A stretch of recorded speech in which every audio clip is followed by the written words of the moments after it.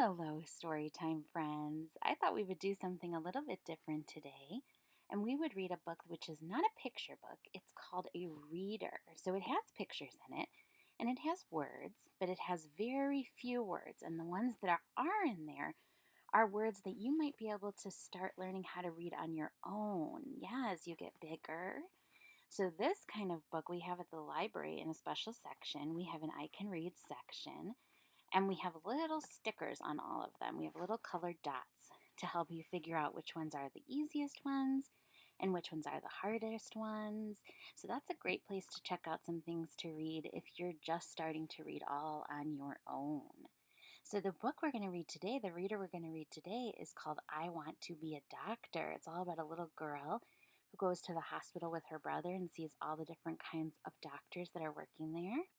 I thought this would be just perfect because our doctors and our nurses and our other people that work inside hospitals and at nursing homes and care centers are working really, really extra hard these days, right? During the pandemic, they're working to keep us healthy and safe and secure. So I thought we should read something to celebrate them. Oh, there they are in the emergency room. Oh, her brother is crying. We are at the hospital. My mom and my dad, my brother Jack, and me. Jack is not so happy. His foot hurts a lot. Oh, I wonder what happened. Whoa, now we know what happened to his foot. The little girl says, I saw the whole thing. Jack flew off of the top bunk. Maybe he forgot he can't fly. Dad put ice on Jack's foot, but his foot is black and blue. It's all bruised. Mom thinks that it could be broken. So here we are in the emergency room. It is a busy place. Some people are hurt, some people are sick. This is a good thing that doctors are here to help. Doctors are great helpers, right? And our little girl likes to help people too. She tells the doctor that, and the doctor's name is Dr. Tate. And Dr. Tate says, maybe you will be a doctor someday. Dr. Tate looks at Jack's foot and she touches it gently. Let's take an x-ray, she says. It will show us if any bones are broken. Do you guys know what an x-ray is? Have you seen one before? Well, we're going to see one in the book. We go to another part of the hospital. An x-ray machine takes a picture of Jack's foot. Yeah, it's like a big special camera that can see inside your body. A man comes in to look at the x-ray. Are you a doctor too, I ask? Yes, he says. I am Dr. Dean, and I read x-rays. The doctor sees a small break in one of Jack's bones. Oh, Mom was right. His foot is broken. So next we go to see Dr. Jones, who's a bone doctor. There are doctors just for bones, I ask? That's pretty cool, huh? Yes, Dr. Jones says, just like there are heart doctors and brain doctors and skin doctors. Doctors for every part of the body, right? Who did you see to get those glasses, Dr. Jones asks. Yeah, she wears glasses. Where did she go to get them? The eye doctor, I say. And what do you call your tooth doctor, Dr. Jones asks. The dentist, I say. And who do you go to see for checkups, he asks. My regular doctor, I say. Oh, I get it. She's a kid doctor. She's a doctor that takes care of kids. Mom and Jack go into the exam room. Yeah, they have to go see the doctor to look at his foot, the bone doctor. So Dad and I decide to go get a snack. In the cafeteria, we see lots of doctors and nurses on their lunch breaks. And Dr. Tate is one of them, the emergency room doctor they saw. I used to think that there was only one kind of doctor, I tell Dr. Tate, but there are so many kinds. What kind would you be, Dr. Tate asks. Yeah, when the little girl grows up, what do you think the kind of doctor she will be is? Oh, she doesn't know either. I shrug. Well, would you like to meet a few more, Dr. Tate asks. Oh, the little girl looks very excited about that. Let's go meet some more doctors. Dr. Tate takes us around the hospital.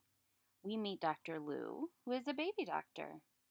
I have always loved working with little ones, Dr. Lou says. Then we meet Dr. Kent. He helps people walk again after an injury. I really get to know the people I treat, Dr. Kent says. Some of them I see every day.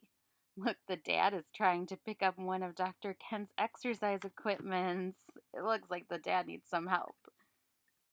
We meet Dr. Lopez, who works in a lab. She does tests to see what is making someone sick. You must like puzzles, I say. Yes, Dr. Lopez says. Our work is like solving mysteries. That sounds pretty exciting. I asked Dr. Tate what she likes about being an emergency room doctor. Well, I meet so many people, she says, and every day is different and busy. There's somebody coming in the ambulance already for Dr. Tate to help. Later, we go find Mom and Jack. Jack has on a special boot. He needs to wear it for a few weeks. It will help his bone heal.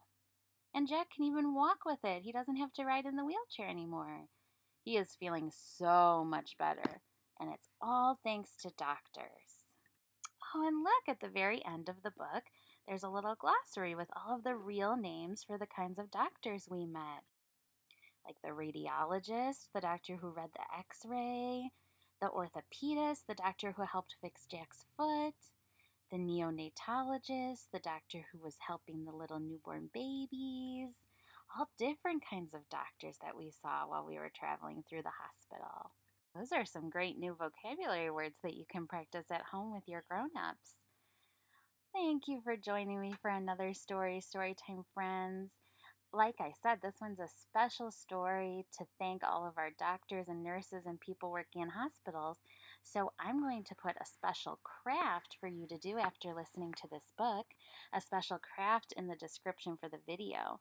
So they're little thank you notes that Sesame Street has made for all different types of hospital workers that you can print out, or you could draw your own. You could use them as inspiration to draw your own. And then you can write a little thank you note on the back and deliver them to the hospital or to maybe a nursing home nearby.